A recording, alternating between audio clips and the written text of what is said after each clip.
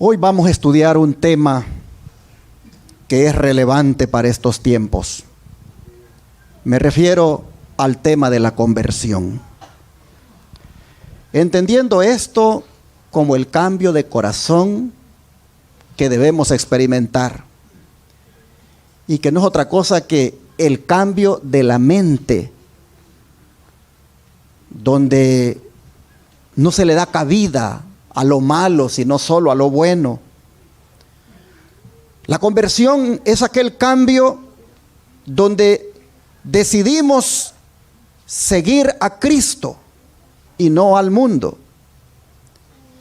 La conversión es aquel cambio donde se destrona el yo para entronizar a Dios. Eso es la conversión.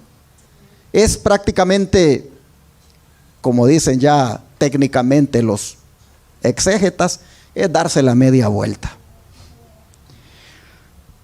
El título de nuestro mensaje dice que la conversión es algo indispensable porque el tiempo, ¿qué cosa? Se acaba. ¿Cuál tiempo es el que se acaba? Exactamente, el tiempo de gracia. Y el don de profecía lo respalda. Miren ustedes, nuestro tiempo es precioso. Nos quedan tan solo muy pocos días de gracia en los cuales prepararnos para la vida futura e inmortal. No tenemos tiempo que gastar en movimientos desordenados. El conflicto que está por sobrecogernos será el más terrible que se haya presenciado jamás. Sus corazones necesitan experimentar la conversión. El fin está cerca, el tiempo es corto. Ruéguenle a Dios, limpien la carretera del Rey. Limpien la carretera del Rey. ¿A qué se está refiriendo la hermana Guay cuando dice limpien la carretera del Rey? Ni más ni menos que aquellas palabras que el profeta Isaías había dicho en relación con Juan el Bautista. Vamos a ellas, ¿qué les parece? Lucas la cita, esas palabras, Lucas 3, versículo 4 y 5.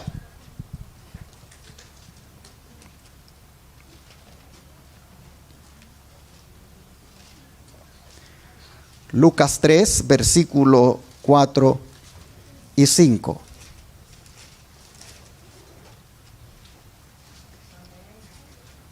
Y la palabra dice: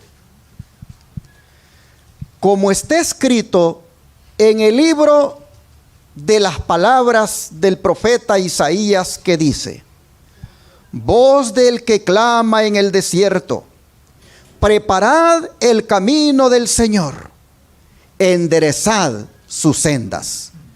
Todo valle se rellenará y se bajará todo monte y collado. Los caminos torcidos serán enderezados y los caminos ásperos allanados. ¿Qué les parece? Aquí nosotros vemos que Juan el Bautista, el profeta Isaías, con mucha anticipación le había asignado cuál iba a ser su trabajo de cara a la primera venida de Jesús aquí a este mundo. Y el trabajo de él era limpiar la carretera del Rey, como dice la mensajera del Señor. Enderezar el camino, animar inclusive a la gente a que enderezara sus caminos.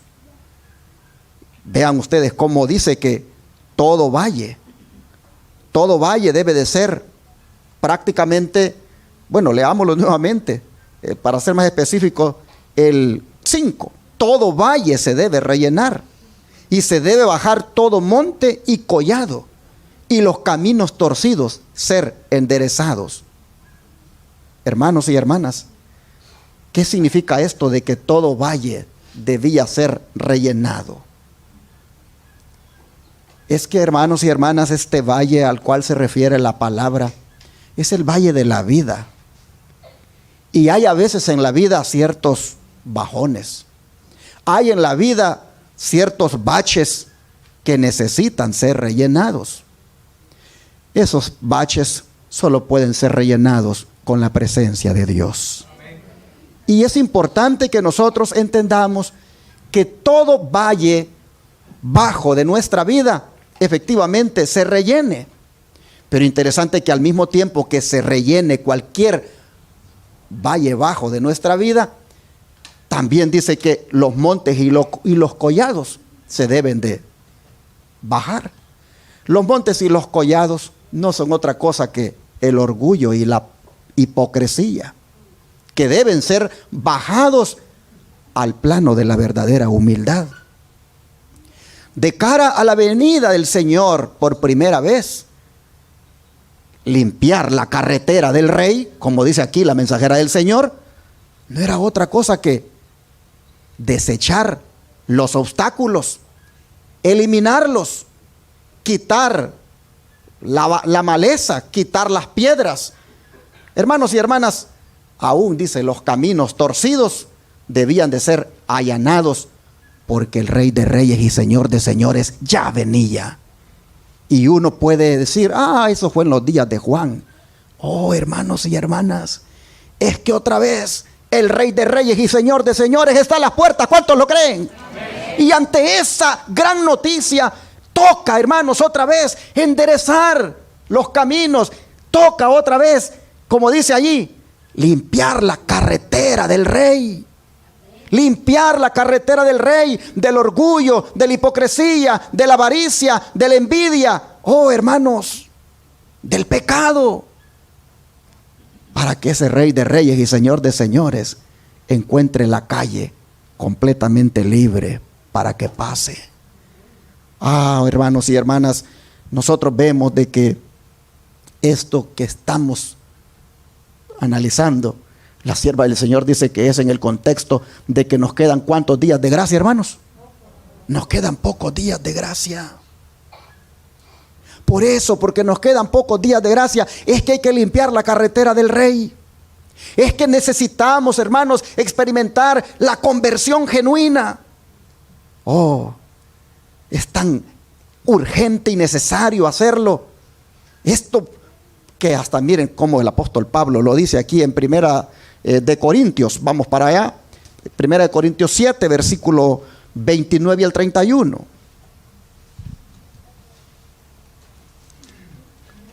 Primera de Corintios 7, versículo 29 al 31.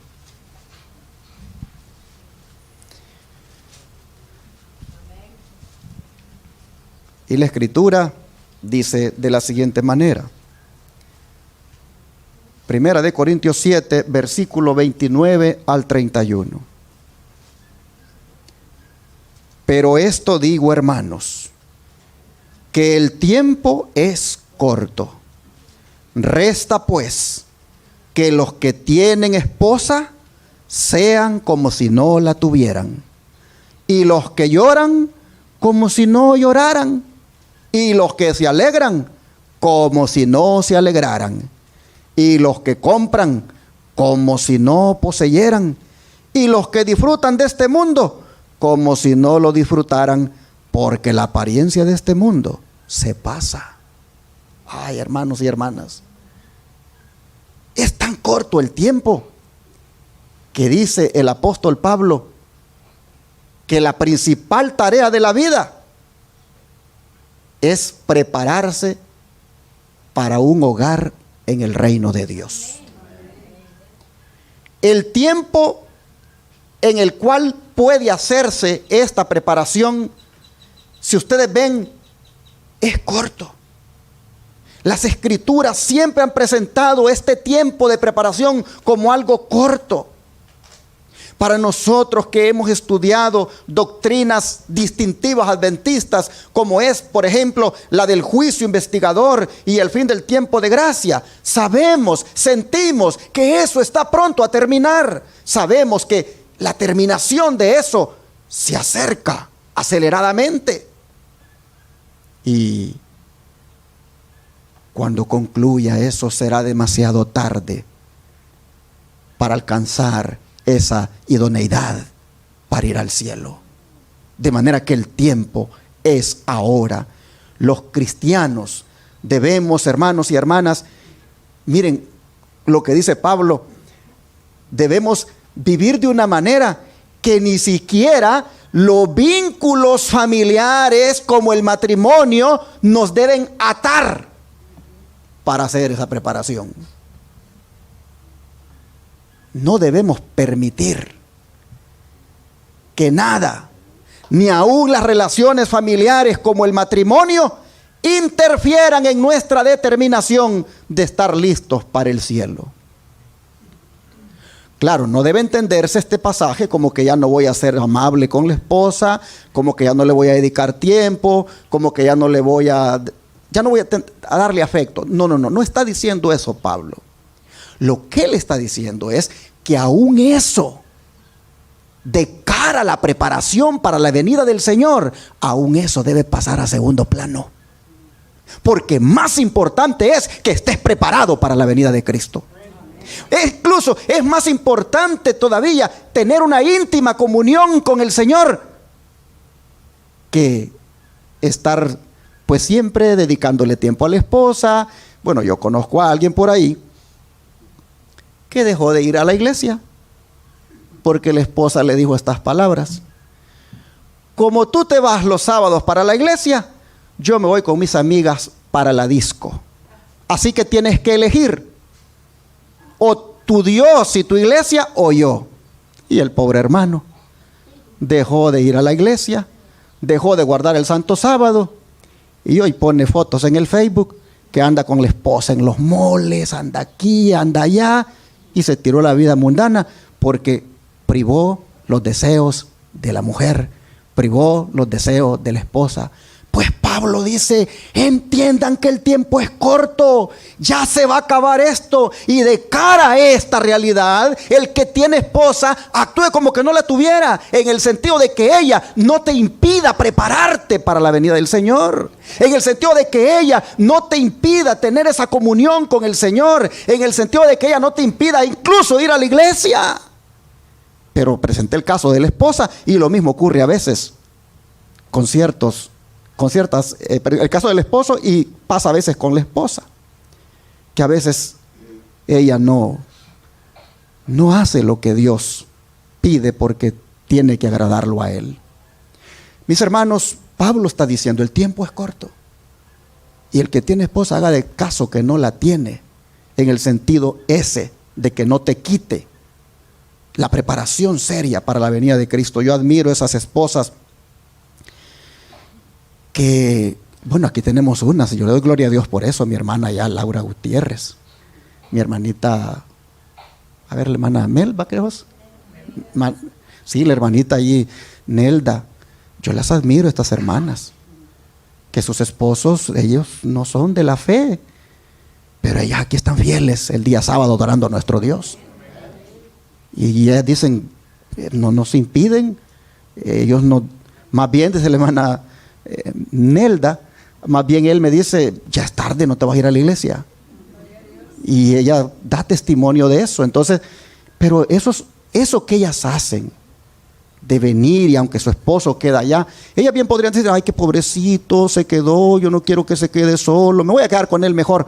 Ahí es donde Pablo dice: si tienes esposo, haz que no lo tienes, cuando se trata de darle a Dios el primer lugar en tu vida. Así nosotros vemos, mis hermanos, que debemos actuar. A veces hay hermanas que dicen: pues como si tú no vas a la iglesia, pues yo tampoco voy. ¿A qué hora vas a venir para irnos a la iglesia? Mira, dice el esposo, de que voy a salir tarde de trabajar y quién sabe que alcance a llegar a la casa.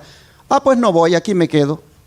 Cuando debería ser al revés, y venirse a la iglesia, y venir a orar por su esposo, y venir aquí a esperarse con él, a verse con él. Pero a veces vemos las cosas de Dios tan así, tan livianas, que decimos: pues si tú no vas, yo no voy. No, hermanos, cuando se trata de Dios, Dios es primero, la esposa o el esposo es segundo. Y a eso se refiere el apóstol Pablo aquí. Nosotros miramos, hermanos y hermanas, que este versículo destaca la verdad de que en toda circunstancia, en todo tiempo, el amor a Dios y la obediencia a sus mandatos deben ocupar el primer lugar en la vida de un cristiano.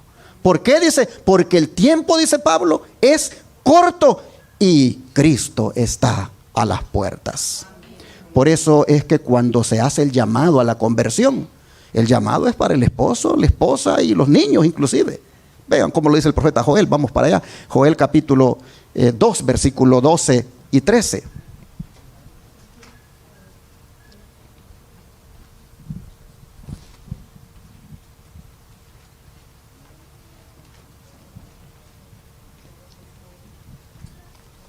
Joel capítulo 2, versículos 12 y 13.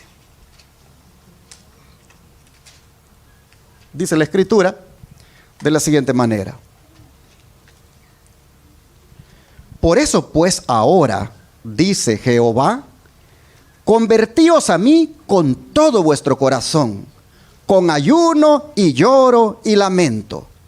Rasgad vuestro corazón y no vuestros vestidos, y convertíos a Jehová vuestro Dios, porque misericordioso es y clemente, tardo para la ira y grande en misericordia, y que se duele del castigo. Ahora vean los versículos 15 y 16. Dice la palabra: reunid al pueblo, santificad la reunión, juntad a los ancianos, congregad a los niños y a los que maman. Salga de su cámara el novio y de su tálamo la novia. Pero antes decía el 15: tocad trompeta en Sión, proclamad ayuno, convocad asamblea.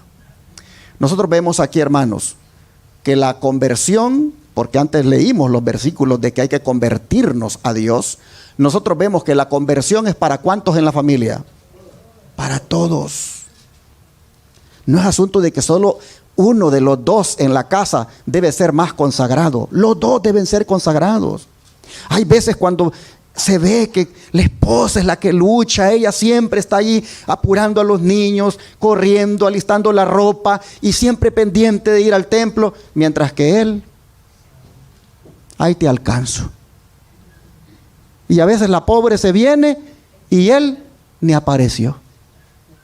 No, hermanos, la conversión debe ser tanto por parte del esposo como de la esposa. Ambos deben encarar con seriedad la venida del Señor, la preparación para esa venida. Nosotros vemos que hasta los hijos, hasta los niños, dice. Interesante, hermanos y hermanas, cómo la conversión es para todos. Y es tan grave que aún los recién casados, dice, que esperen a su luna de miel. Salgan de allí, dice, de donde están. Salgan, los exhorta a que se congreguen. En otras palabras, la luna de miel tiene que esperar. ¿Por qué? Porque es urgente el llamado a la conversión. Estos pasajes, hermanos y hermanas, lo que nos está diciendo es que necesitamos convertirnos todos. Todos necesitamos volver al Señor. Todos hemos dejado al Señor en alguna manera. De manera que el llamado a volver a Cristo es tanto para los viejos como para los más pequeños. Todos. Y si pensamos, hermanos, que nos hemos alejado tanto y que no hay ni fuerza de voluntad para volver al Señor y que convertirnos de nuevo no es tan fácil, pues entonces quiero decirles de que hay 4 verdades que me gustaría que ustedes tuvieran en su mente en relación con esto de la conversión. Recibí una notificación de una persona que decía lo siguiente: pastor, ore por mí. He perdido todo el deseo de leer la Biblia. He perdido todo el deseo de orar y de ir a la iglesia. No tengo ningún interés de nada. Pero sí tengo en la mente claro que yo no puedo estar así, que yo debo consagrarme, que yo debo encarar más seriamente la vida cristiana. Pero ¿cómo hago, pastor, cuando yo no tengo deseo de nada de esto? Y al final me pone: pero le deseo aclarar que esto comenzó desde cuando me hice adicta al celular. Desde que me hice adicta al celular, no me interesa leer la Biblia, no me interesa orar, no me interesa ir a la iglesia. Y es más, siento como hasta coraje que me digan que hay que ir. Y entonces, hermanos y hermanas, el consejo lógicamente se lo tuve que dar enfocado en la causa de la enfermedad. Y la causa de la enfermedad para ella es ¿qué cosa? El celular. La Biblia habla de que te saques el ojo si tu ojo te es ocasión de caer. Porque es preferible que entres con uno solo al cielo y no con los dos al infierno. Sáquese el ojo. Sáquese el ojo, le dije. En el sentido de que así como sacarse un ojo te dolería, e igualmente deshacerte de ese celular te dolería porque estás tan adicta, debes deshacerte y conseguirte un telefonito de esos de tapita que no tenga ni internet, solamente para hablar, para comunicarte. Si quieres realmente levantarte de tu condición, porque has llegado a un punto donde estás muy, pero muy peligroso en tu vida espiritual. Mis hermanos y hermanas, si así fuera el caso de alguien que me está oyendo en esta hora, como este ejemplo que he puesto, y cree que ya no tiene remedio, o cree que ya la conversión no es para usted, pues entonces póngale atención a estas 4 verdades que voy a compartirle en relación a la conversión. Y la primera verdad es de que Dios es poderoso para transformar las vidas humanas. ¿Cuántos lo creen? Y si Dios es poderoso para transformar las vidas humanas, ¿creen ustedes que la conversión es posible para nosotros? Por supuesto. Y esto lo aprendemos del relato de la conversión del apóstol Pablo. Vamos a leer lo que dice de él. Al libro de Hechos, vamos en este momento en el capítulo 9. Hechos capítulo 9, versículos 1 y 2.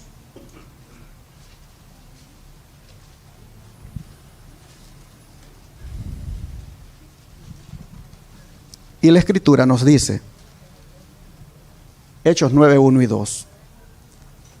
Saulo, respirando aún amenazas y muerte contra los discípulos del Señor, vino al sumo sacerdote y le pidió cartas para las sinagogas de Damasco, a fin de que si hallase algunos hombres o mujeres de este camino, los trajese presos a Jerusalén.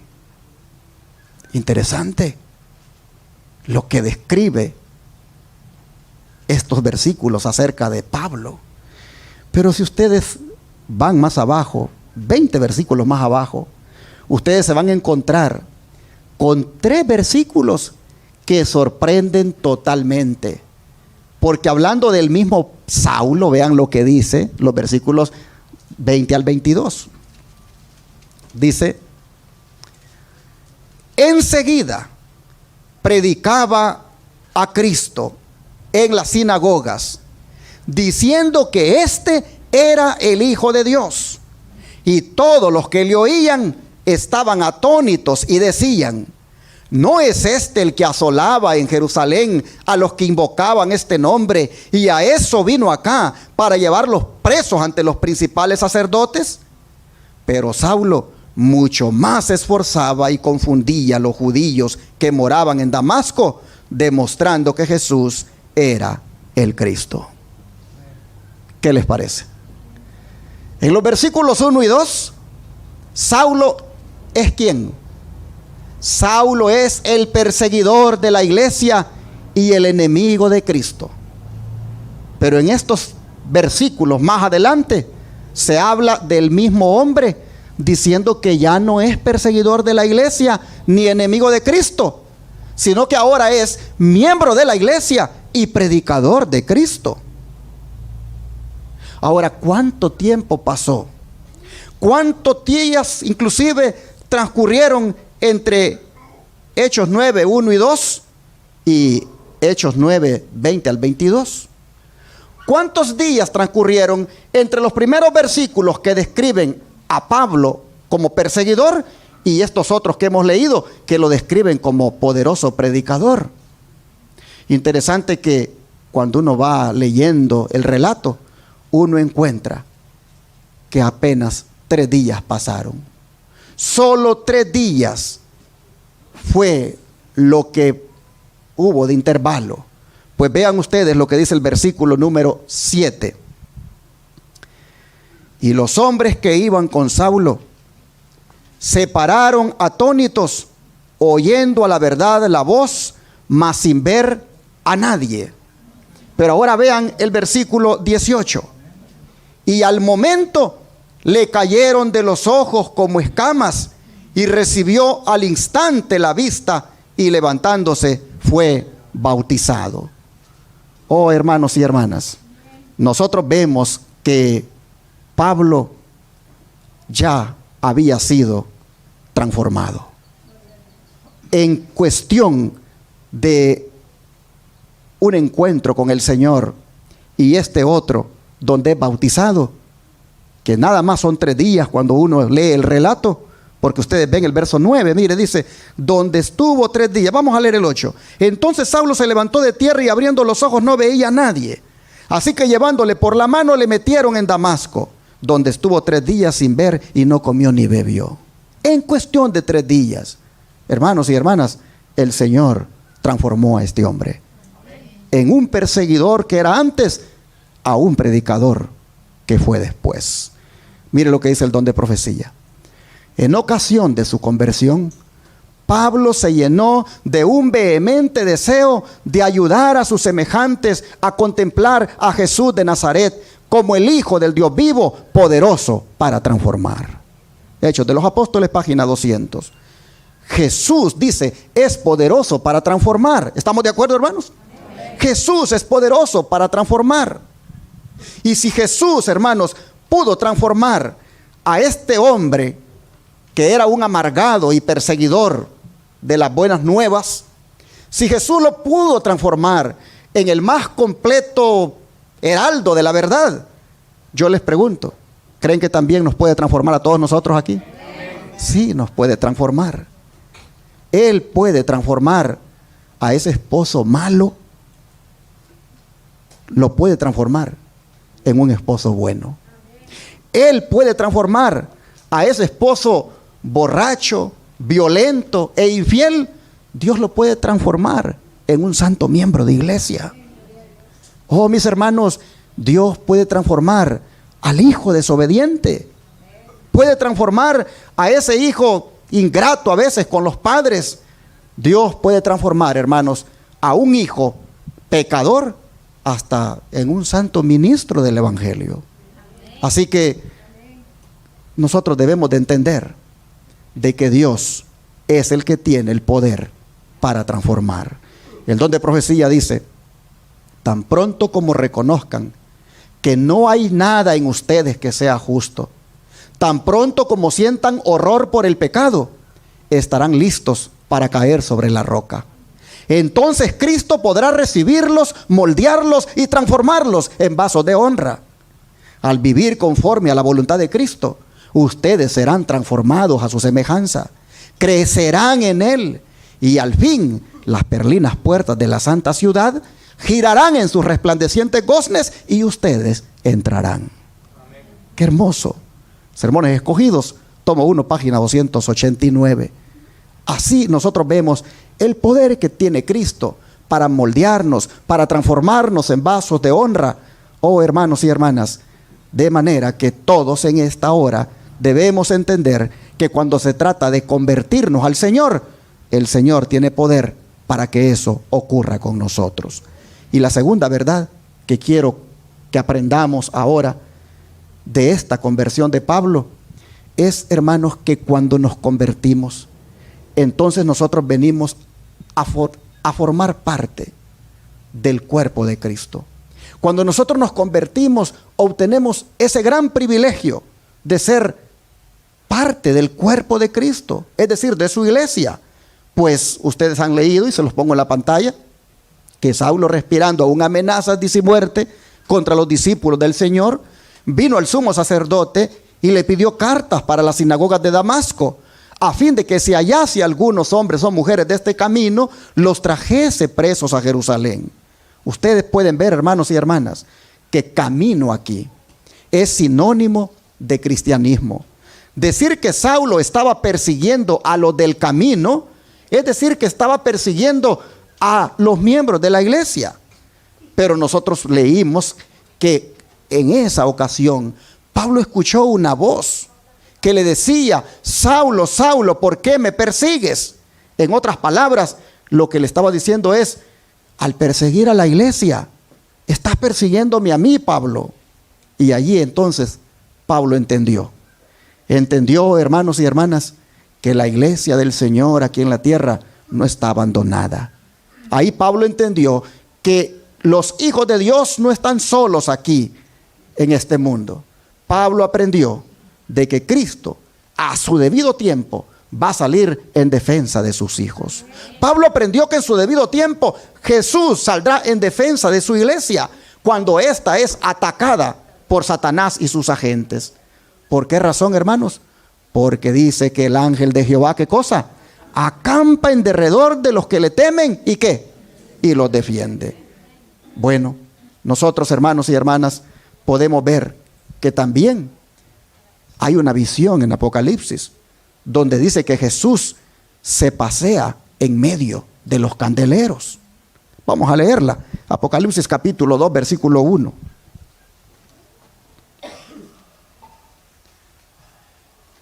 Apocalipsis capítulo 2, versículo 1.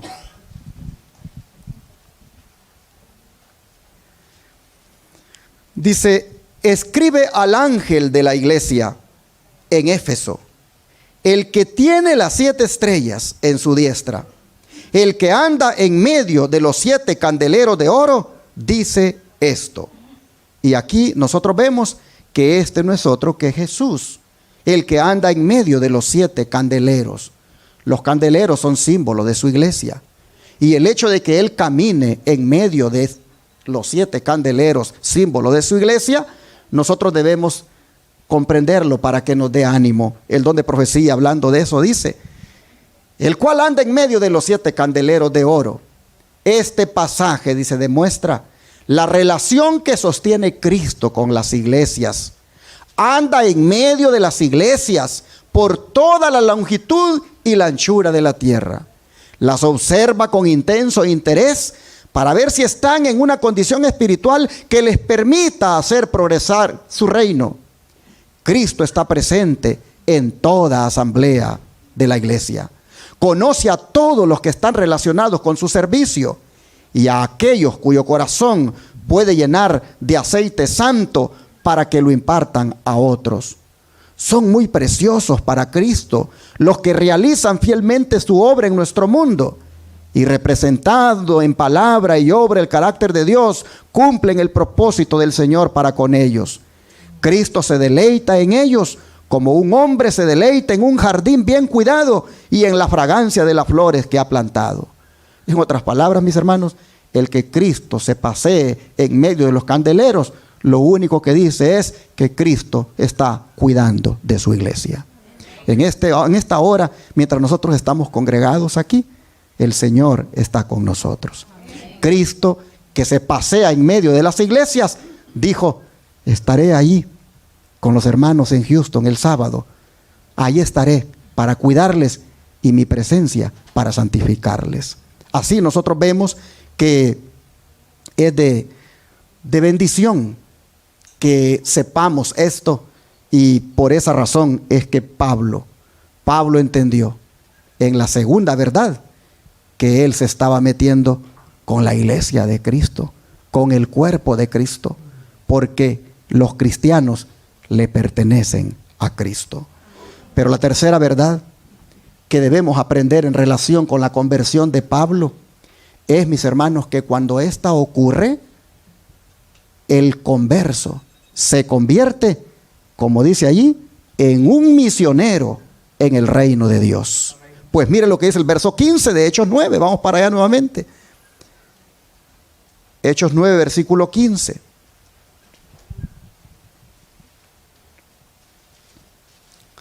Y la escritura dice: el Señor le dijo: ve, porque instrumento escogido me es este para llevar mi nombre en presencia de los gentiles y de reyes y de los hijos de Israel. Aquí es Jesús quien está hablando con Ananías, que le está diciendo: ve, Ananías, no tengas temor de este Pablo, porque resulta de que yo he hecho de él, ¿qué cosa? Un instrumento escogido para que lleve mi nombre en presencia de los gentiles, de reyes y de los hijos de Israel. Por lo menos Pablo, ante 2 reyes, fue testigo de Jesús. Lo hizo ante el rey Agripa y lo hizo ante Nerón, pues dijo que era necesario comparecer ante César. Así vemos cómo Pablo le dio cumplimiento en su vida a las palabras de Jesús cuando dijo: este es un instrumento escogido. Hermanos y hermanas, pero esa palabra, instrumento escogido, en el idioma original de donde ha sido traducida, realmente significa vaso escogido. En otras palabras, Jesús está diciendo: este es un vaso de elección mía. Este es un vaso de selección mía. Jesús, hermanos, había escogido a Pablo antes que Pablo lo escogiera a él. Por eso dijo Cristo: no me elegisteis vosotros a mí, sino que yo os elegí a vosotros. Nosotros, hermanos, no vinimos a Cristo, Cristo nos trajo a nosotros. Y Pablo está ahora como un vaso escogido por el Señor.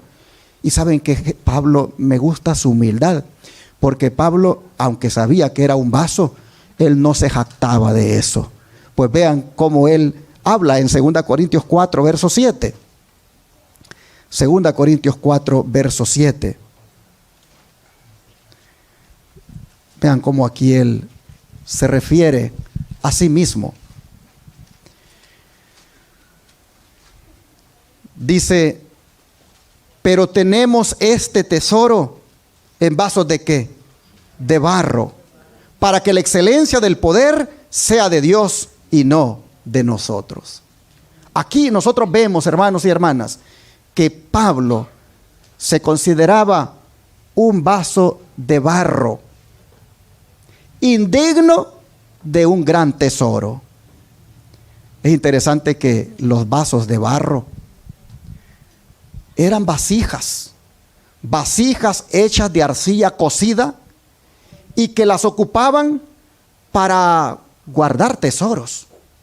En aquellos tiempos eran utensilios frágiles, débiles, humildes y de poca duración y de poco valor. Lo que le daba valor a la vasija era el tesoro que tenía adentro. Así, hermanos y hermanas, nosotros somos también. Nosotros somos vasos débiles.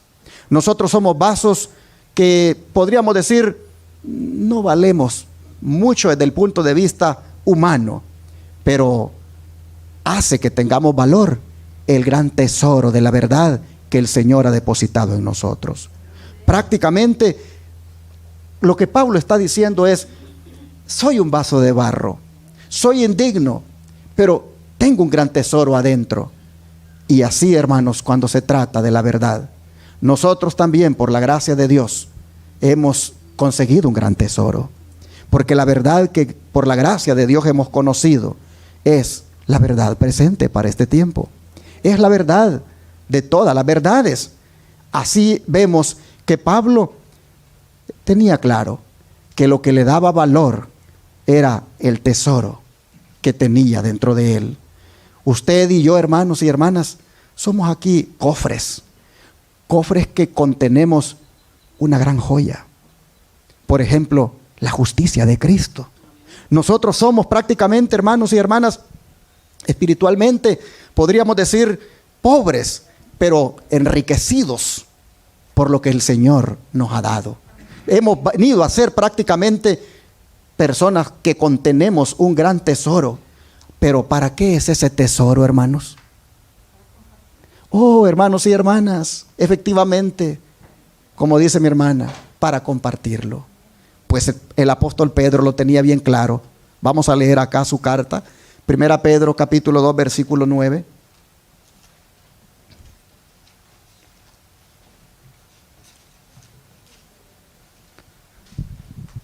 Dice el apóstol Pedro: mas vosotros sois, ¿qué cosa?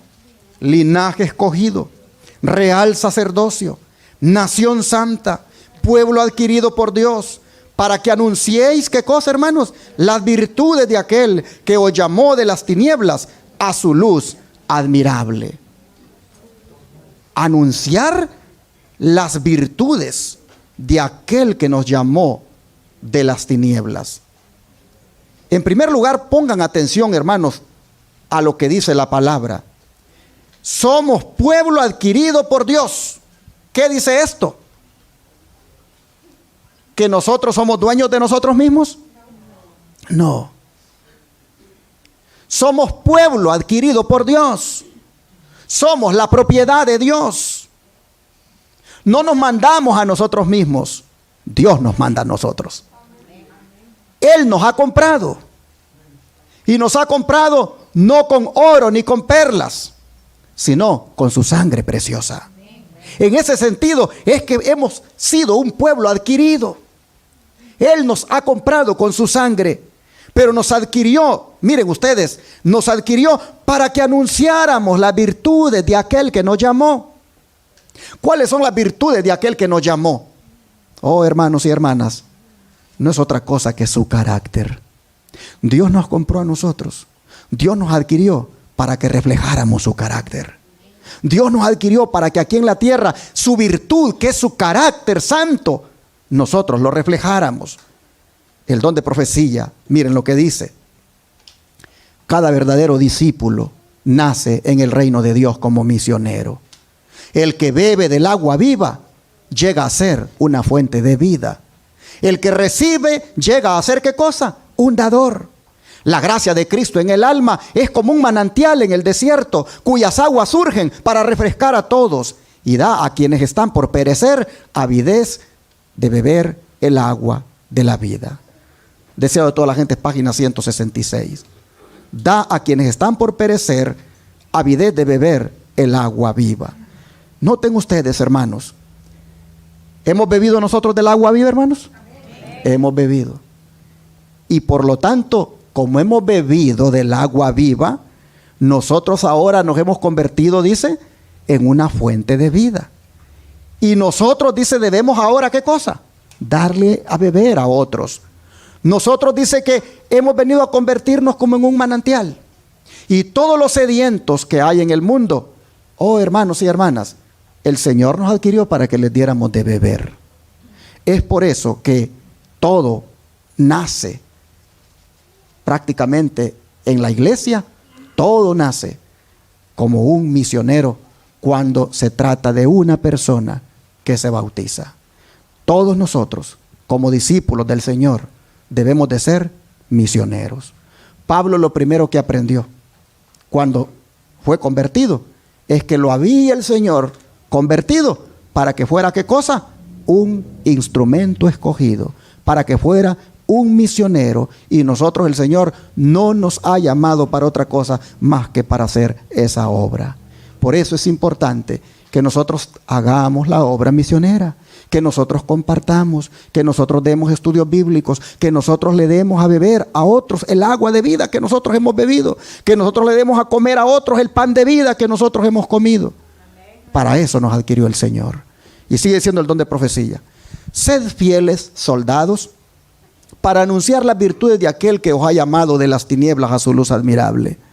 Los siervos de Dios deben ser como milicianos, siempre dispuestos a avanzar tan pronto como su providencia les abra el camino. Cualquier tardanza que haya de su parte da tiempo a que Satanás obre para derrotarlos. El pueblo que guarda sus mandamientos ha de hallarse constantemente listo para servir. Los que son verdaderamente representantes de Cristo trabajan para el bien de los demás. Se deleitan en hacer progresar la causa de Dios, tanto en su país como en el extranjero. Se los ve y se los oye, y su influencia se siente en la reunión de oración. A ver, paremos aquí. ¿A dónde dice que se siente la influencia de aquellos que son misioneros? ¿Y cuándo es la reunión de oración? Aquí en esta iglesia es los martes, en otras son los viernes. ¿Y por qué el que es nacido como misionero se siente su influencia en la reunión de oración?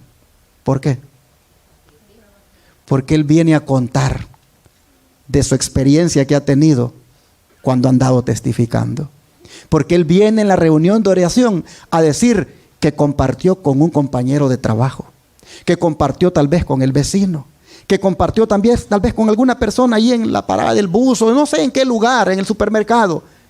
Ese que sabe que ha nacido en el reino de Dios como misionero, ese cuando viene la reunión de oración no se queda callado y comparte el gozo que tiene de haber presentado a Cristo. Noten ustedes, se les ve y se los oye el que ha nacido como misionero. Interesante esto, que se siente su influencia en la reunión de oración. Dice, tratarán de suplir el lugar del ministro cuyas labores no pueden tener. No tratan de exaltar el yo o de recibir crédito como quien aparente estar haciendo una gran obra, sino de trabajar humilde, mansa y fielmente, haciendo pequeñas diligencias o realizando una gran tarea, si es necesario, porque Cristo ha hecho tanto por ellos. Servicio Cristiano, página 302. Les pregunto, ¿cuántos de ustedes están conscientes que Cristo ha hecho mucho por ustedes? Hermanos. Ahora viene la otra pregunta. ¿Y cuánto están haciendo ustedes por el Señor? Allí es donde uno dice, le debo mucho, porque ha hecho tanto por mí y yo no estoy haciendo nada por Él. Pero el Señor dice en esta mañana, todo el que se convierte en el reino de Dios, nace como un misionero. Así hemos visto la tercera verdad en cuanto a la conversión, y voy a la cuarta. La cuarta y última verdad que aprendemos de la conversión de Pablo es que, mis hermanos, si queremos experimentar en nuestra vida el poder de Dios, como vimos en la primera verdad, si queremos que eso nos haga parte del cuerpo de Cristo, como lo vimos en la segunda verdad, y si queremos que eso nos impulse a dar testimonio de su amor y su poder, como lo vimos en la tercera verdad, hermanos, solo hay una forma de lograrlo, y dice, teniendo un encuentro ¿con quién? Con Cristo.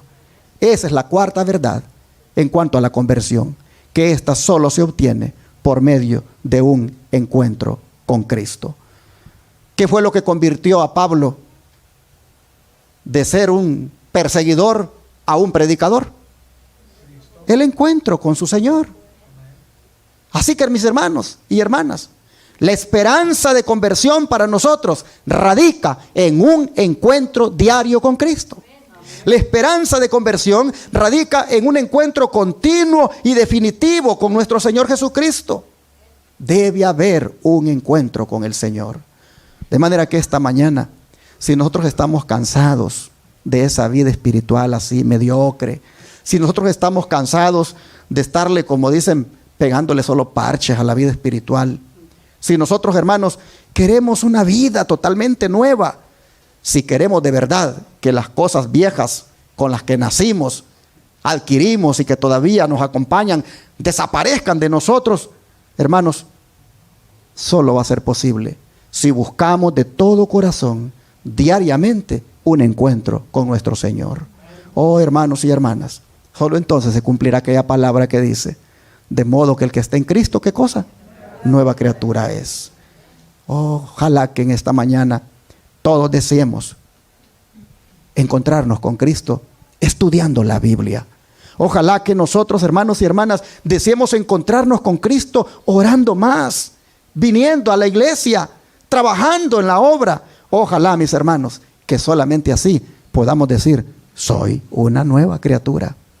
Y debemos de tener claro que esto es vital, porque solo viviendo por Él y para Él, solamente así, hermanos, es que podemos ser victoriosos, porque separados de Él, ¿qué cosa?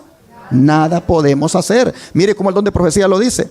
Aquel que contemple el sin par amor del Salvador, sentirá elevado su pensamiento, purificado su corazón, transformado su carácter.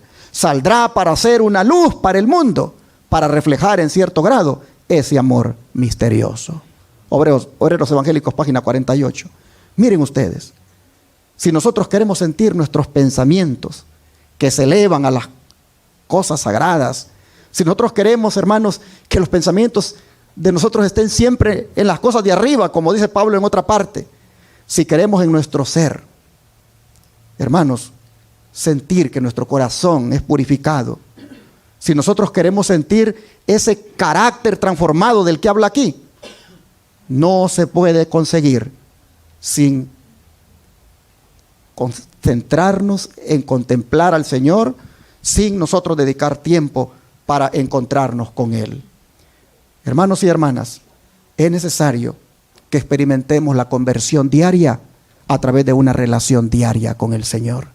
Es necesario el encuentro con Jesús diariamente. Mire usted, su pensamiento se va a elevar, su corazón se va a purificar, su carácter se va a transformar. ¿Cuándo? Cuando contemple el sin par amor del Salvador, y no lo va a encontrar en otro lugar más que en las Escrituras.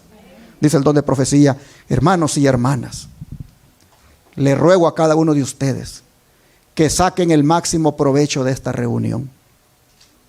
¿De cuál reunión? De esta reunión.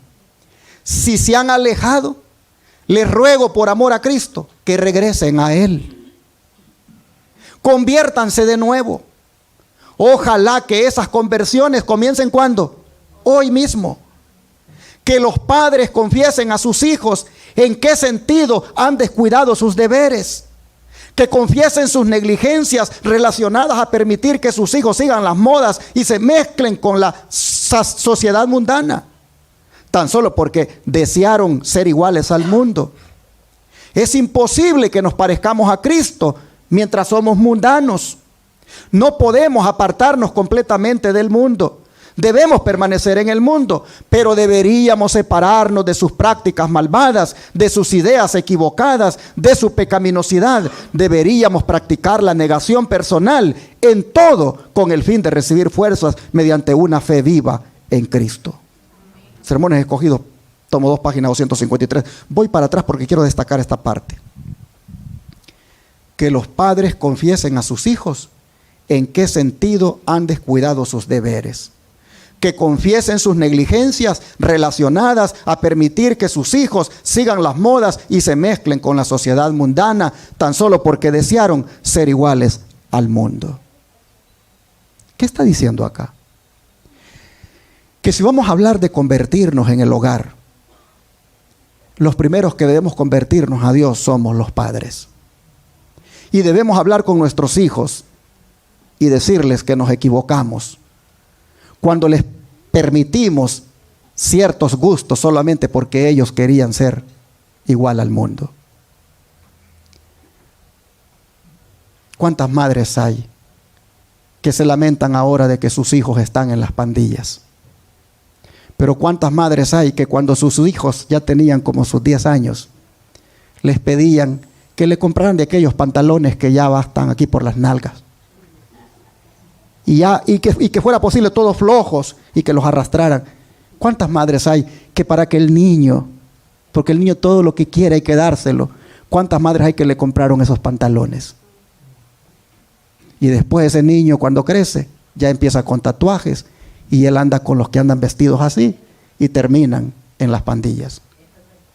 ¿Cuántas madres hoy se lamentan y piden oración por esos hijos porque les dieron todo lo que pedían? Porque los hijos les gustaban las cosas del mundo. ¿Cuántas madres hay? Y se lo voy a decir aquí porque me parte el alma, que hoy se lamentan de que sus hijos no vengan el sábado a la iglesia porque están metidos en un partido de fútbol. Pero ¿cuántas madres cuando llegaron a los 10 años? Ay, es que para que el niño practique deporte lo voy a meter en una academia, para que allí él practique el soccer. Y como ese niño que lo metieron en una academia para que practicara deporte, cuando ya creció, dijo: esto es lo que me gusta. Y ahora no va a la iglesia y anda ahí en los partidos de fútbol que las academias programan. ¿Cuántos padres hay que dicen cuánto me duele eso? Oh, hermanos y hermanas, dice la sierva del Señor, los padres deberían de hablar con sus hijos. Voy para atrás otra vez, dice, que confiesen sus negligencias relacionadas a permitir que sus hijos sigan las modas y se mezclen con la sociedad mundana, tan solo porque desearon ser iguales al mundo. ¿Cuánto padre y madre ha hecho mal su trabajo? Y en el afán de que sus hijos no se sientan aburridos, les han dejado y les han dado prácticamente que hagan todo. Y así nosotros vemos que la mensajera del Señor dice, es imposible que nos parezcamos a Cristo mientras somos mundanos.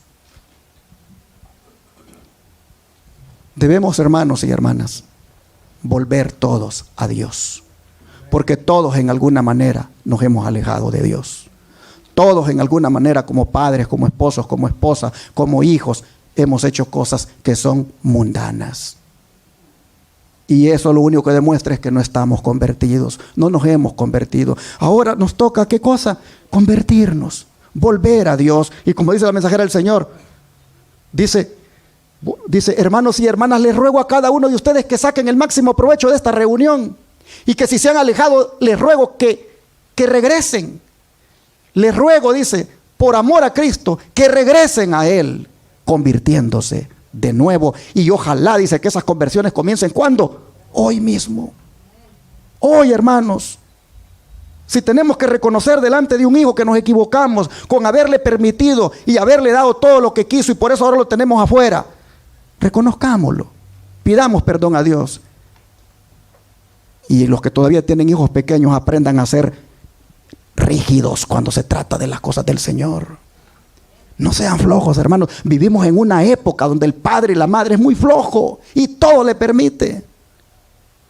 Y después, cuando crecen, ya no están en el pueblo de Dios. Hay que tratar, hermanos y hermanas, de hacer las cosas como el Señor manda. Bueno, miren, sigue diciendo el don de profecía. Bueno, vamos a leer primero la Biblia en Primera de Juan, capítulo 2, versículo 15 al 17. Primera de Juan, capítulo 2, versículo 15 al 17.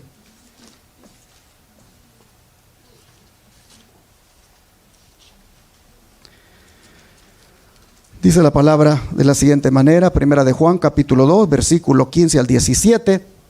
No améis, ¿qué cosa? Al mundo, ni las cosas que están en el mundo. Si alguno ama al mundo, el amor del Padre no está en él.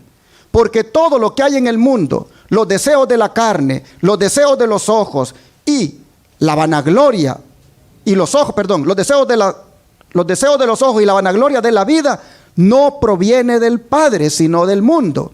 Y el mundo pasa y sus deseos, pero el que hace la voluntad de Dios permanece para siempre. Hermanos, voy a poner esta foto. Miren, yo conocí a un muchacho que era director de obra misionera. Y un día me dijeron, pastor, tiene que hablar con él. Porque él los viernes en la noche, él se va a meter a una disco. Él está metido en una discoteca los viernes en la noche y el sábado está dando los minutos misioneros. Y yo tuve que hablar con él. Y le dije, ¿verdad? Sí, me dice. No puedes seguir siendo director de obra misionera así. Porque no estás entendiendo que tú estás en este mundo para honrar a Dios. Y cuando lo deshonras los viernes en la noche en la disco y luego pretendes honrarlo el sábado en la mañana hablando de la obra misionera, no estás dándole a Dios su debido lugar, estás jugando con Dios. Lo animé, le dije que dejara ya de hacer eso, que se dedicara completamente al Señor, y dijo que le era imposible porque todos los viernes con sus compañeros de trabajo se juntaban y se iba a divertir. Hermanos, ¿qué dice el Señor aquí? Que si alguno ama al mundo, el amor del Padre no está en él. Porque, hermanos, en un corazón no pueden haber dos amores. No puede haber un amor para Dios y un amor para Satanás. No puede haber un amor para la luz y otro amor para las tinieblas. En el corazón del cristiano solo tiene que haber amor para Cristo Jesús. Y así nosotros vemos que dice Pablo, los deseos de los ojos. ¿Qué está haciendo ese hombre allí?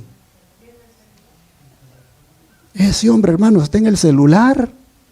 ¿Y cuánto hombre hay que en la noche mientras la esposa está dormida, ellos se levantan y en lo oscuro se ponen a ver pornografía?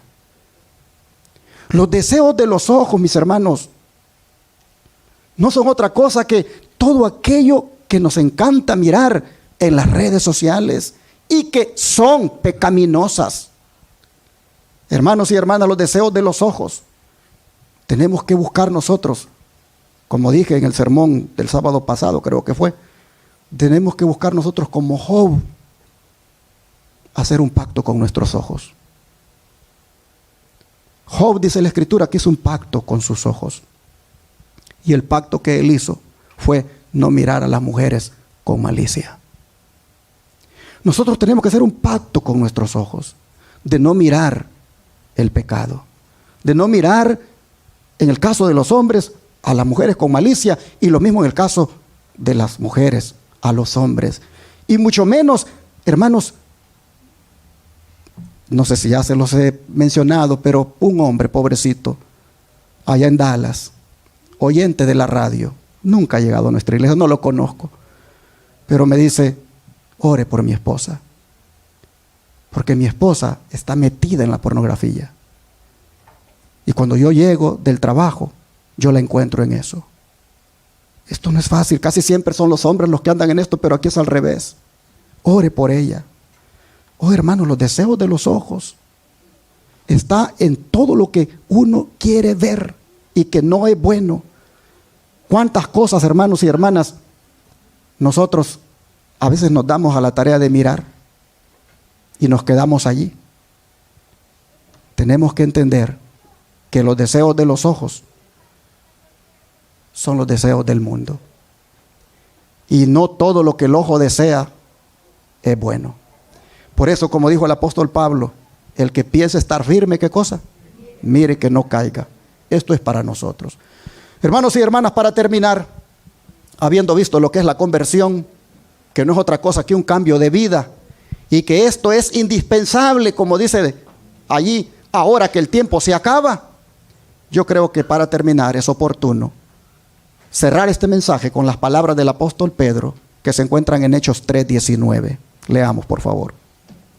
Hechos 3:19.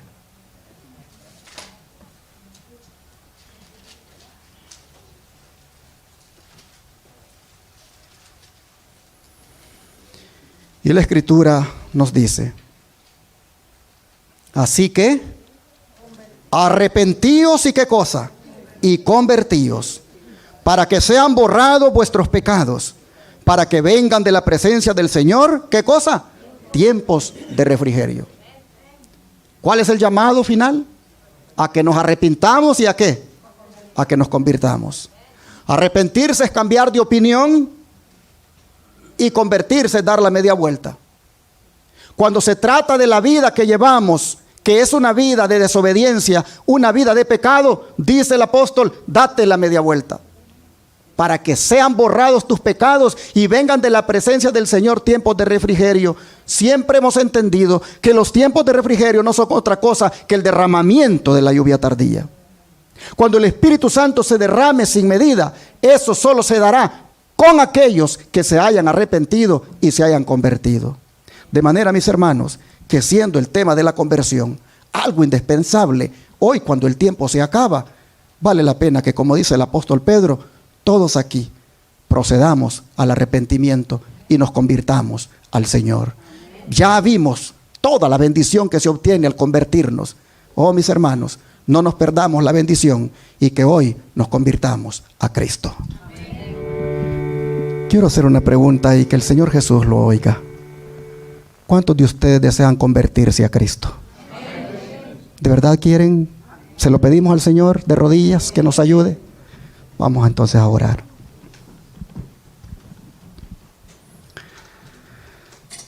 Padre nuestro, tus hijos e hijas levantaron la mano diciéndote que desean convertirse a ti ahora.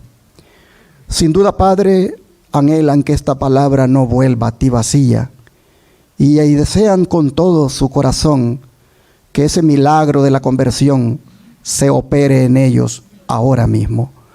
Padre, esta conversión no es un evento, es un proceso, porque es algo que debe ocurrir diariamente. La conversión de ayer no me sirve para hoy, ni la de hoy para mañana. De manera, Padre, que te rogamos que nos ayudes para convertirnos a ti todos los días. Te rogamos, Padre, que en nosotros siempre haya ese deseo de querer encontrarnos contigo para experimentar esa conversión genuina. Ayúdanos, por favor, a dejar completamente el mundo, a que el cambio de vida ya se dé de una vez y a que completamente, Señor, podamos disfrutar de una vida genuina, convertida a Jesucristo.